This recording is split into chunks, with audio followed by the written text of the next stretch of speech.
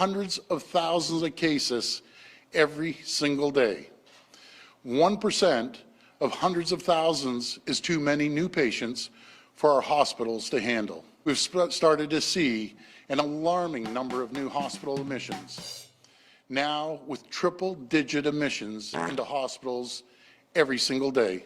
Well, that's Doug Ford instilling hope in our Ontario population. Let's take a look at the comments and see if people agree with him. This video, of course, is trending on YouTube right now. I think it's number 20 on Now Trending. Let's take a look at some of these comments and see what people think.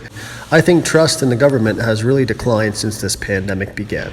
As usual, we get a whole lot of nothing from our premier. He sure is showing great leadership by simply playing it safe and following the worst examples out there on how to deal with this. In 10 years, we still won't have hospital capacity. This will never end in Canada. The only thing I'm afraid of at this point is the government. 2 years in and we have not added to our hospital capacity. In fact, we lost a ton of hospital staff who retired instead of working past retirement age during a pandemic, then fired a bunch for non-compliance. The only impact we have to brace for will be on people's livelihoods and finances. We'll otherwise be okay in days to come. This is absolutely ridiculous at this point. I wonder how they would have handled this if instead a 99% recovery rate, COVID had a 50% recovery rate. And if we were this unprepared for this virus, what will happen if a deadlier virus comes along next? Good question. I guess we'll find out soon. So you limit places and herd everyone to certain stores like Walmart and Costco. Costco gets unbelievably crazy every lockdown, but you can't go to a gym. The rules don't make sense. Don't let him forget he had 2 years to fund hospitals to build more capacity.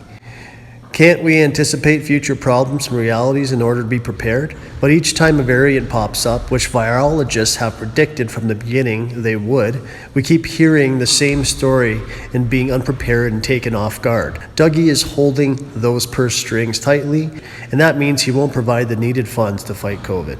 Did he just say expediently? Emissions instead of admissions too? You think with how many times he has read off a screen, he'd learn how to do it fluently. The difference between stupidity and genius is that genius has its limits. Omicron case counts are rising expediently. Nailed it. Small businesses still exist. I'm here to put an end to this. So true. We should make reporters and politicians wear their sponsors' names on their clothes. They would all look like NASCAR drivers. We're worse off than 2 years ago. This is beyond depressing.